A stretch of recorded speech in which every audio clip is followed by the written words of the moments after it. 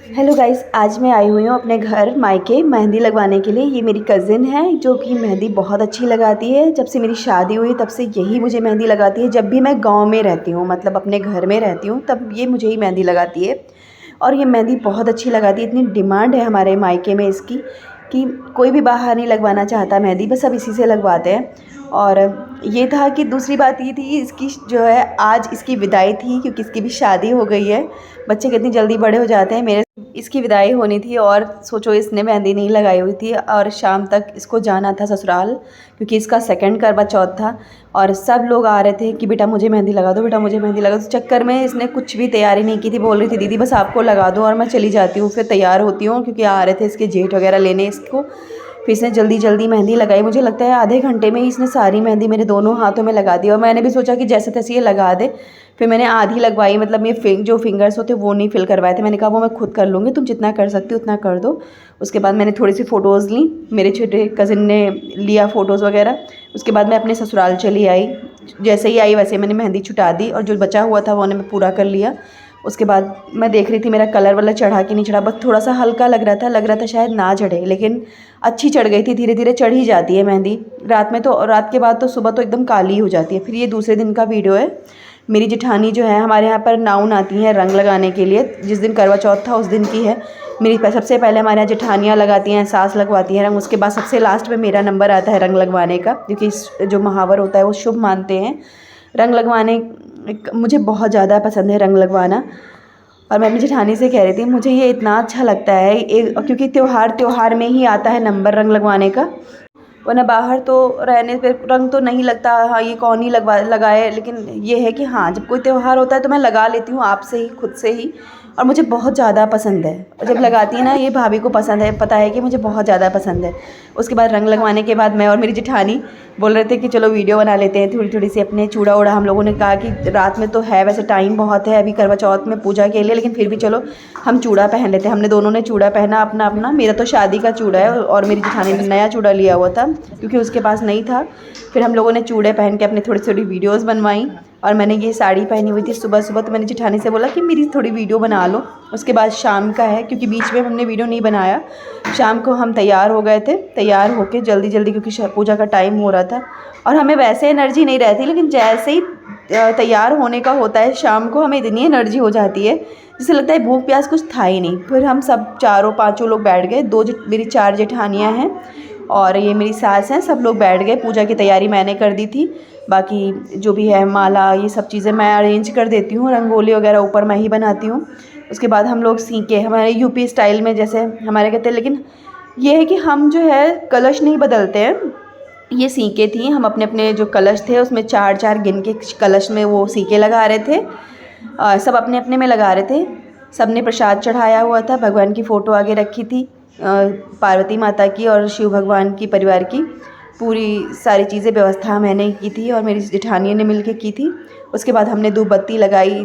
कलश में जल भरते हैं, उसके ऊपर चावल भर कर रखते हैं, उसके ऊपर दीपक रखते हैं। ये सब करने के बाद, दीपक को प्रज्वलित करने के बाद, ये बच्चे बहुत शोर कर रहे थे, इसलिए मैं कह रही थी बच्चों से थोड़ा कम शोर करो, क्योंकि पूरा परिवार जब इकट्ठा होता है ना तो बहुत ज़्यादा शोर होता है। फिर हम लोगों ने अपनी पूजा की जो प्रोसेस थी उसको आगे आगे शुरू किया। बच्चे कितना एंजॉय कर रहे थे। मेरी जेठानी की लड़की सारी वीडियोस बना रही थी, क्योंकि वही सबसे बड़ी है और समझदार है, तो वही बना रही थी। उसके बाद हम लोग फूल वूल चढ़ा रहे थे भगवान को फूल माला अर्पित कर रहे थे। अपने अपने कलश को हम लोगों ने डेकोरेट कर रखा था फ्लावर से। और हमारे यहाँ चावल के आंसे चढ़ते हैं, जो कि आप देख रहे होंगे बीच में रखे हुए हैं। फिर मेरी जेठानी ने, सबसे बड़ी वाले ने, हम लोगों को चावल दिया, जो कि कोंच में बांधते हैं, साड़ी के पल्लू में बांधते हैं। स्टोरी जब सुनाई जाती है, जब कहानी सुनाई जाती है, तब हमारे यहाँ पल्लू में कुछ बांध के ही स्टोरी सुनाई जाती है। फिर उसके बाद हम लोग गौरी माता को सिंदूर चढ़ा रहे थे एक एक करके। फिर मैंने भी चढ़ाया, मेरी जेठानी ने चढ़ाया। उसके बाद मेरा नंबर, मैंने अपनी सास को दिया कि चढ़ाने के लिए सिंदूर। उसके बाद जब सिंदूर चढ़ाने के बाद मेरी जो जेठानी है, मेरी खुद की जो जेठानी है, वो स्टोरी पढ़ना शुरू करती हैं, क्योंकि स्टोरी वही पढ़ती हैं, बीच में रहती हैं वो, बीच सेंटर में, तो उन्हीं का नंबर आता है स्टोरी पढ़ने का। पूरी स्टोरी पढ़ी उन्होंने और हम लोग बैठ के बस सुन रहे थे। हमारे यहाँ तो ऐसी ही पूजा होती है, मतलब जैसे आपको दिख रही है।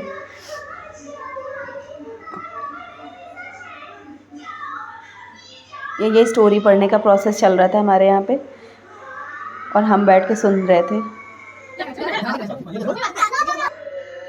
उसके बाद जब स्टोरी हो गई तब ये मेरे पतिदेव ने बोला, क्योंकि वो साइड में बैठे हुए थे, उन्होंने बोला कि चाँद जो है दिख गया। बगल में सामने छत पे चाची पूजा कर रही थी तो आरती शुरू हो गई थी। बोले कि चाँद जो है दिख रहा है, तुम लोग भी आरती कर लो, क्योंकि हम बैठे इंतज़ार कर रहे थे चाँद आएगा तो हम आरती करेंगे।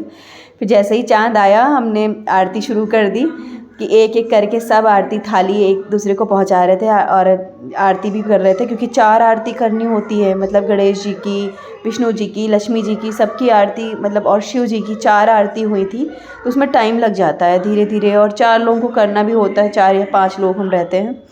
अच्छा लगता है सबके साथ मिलके सब पूजा पाठ करना, इतना अच्छा लगता है, इतनी अच्छी फीलिंग आती है।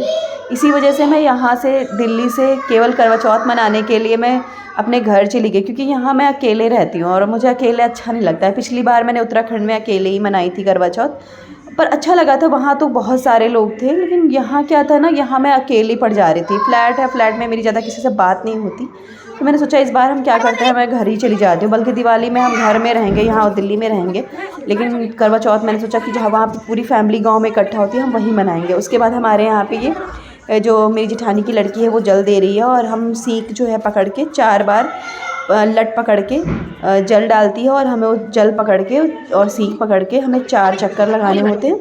ये सब करने के बाद मेरी जेठानी जो है, क्योंकि हम और मेरी जेठानी दोनों लोग ही बस केवल चलनी से देखते हैं, बाकी लोग नहीं देखते, बाकी लोग पुराने तरीके से करते हैं, उनका अपना एक तरीका है, और मैं और मेरी जेठानी एक तरह से करते हैं। तो हमने पहले आरती उतारी, मेरी जेठानी जी ने आरती उतारी, और थोड़ी थोड़ी तफरी भी चल रही थी बीच बीच में, हंसी मजाक भी चल रहा था, और ये उनका हो गया था। फिर उन्होंने कहा मेरी फ़ोटोज़ थोड़ी बना लो, वीडियोस बना लो। फिर मैं वो सब कर रही थी खड़ी होके, क्योंकि बाकी सबकी पूजा हो गई थी। फिर मेरा नंबर आया, मेरी जेठानी ने शुरू किया बनाना, फिर मेरी जेठानी बना रही थी, मैं भी, और मेरी तो इनकी तो मतलब हम लोग की इतनी तफरी होती रहती है, पूजा पाठ तो होता ही रहता है, साथ साथ में हम लोग लड़ते झगड़ते भी रहते हैं और बातचीत भी होती रहती है। हम दोनों का रिश्ता ही ऐसा है कि लड़ते रहेंगे, झगड़ते रहेंगे, हंसी मजाक सब हो जाता है।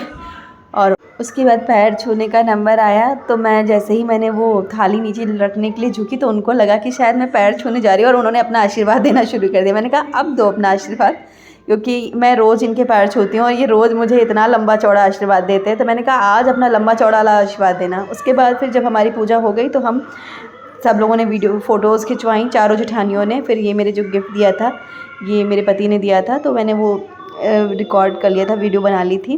फिर ये दूसरे दिन की सुबह का है, हमारे यहाँ जो दुरदुरैया बोलते हैं गांव में होती है, क्योंकि इतनी सारी औरतें। तो मेरी बगल वाली चाची ने देखा तो कहा कि आज जो है हम उनकी कोई मनौता वनौता रही होगी, तो उन्होंने कहा कि चलो दुरदुरैया करवा देते हैं। तो हम सब लोग फिर सुबह उठ के मतलब व्रत के दूसरे दिन चले गए दुरदुरैया जमाने के लिए। बहुत अच्छा लगता है ये भी। अगर आपको वीडियो अच्छा लगा तो लाइक सब्सक्राइब करें। Thank you, thanks for watching.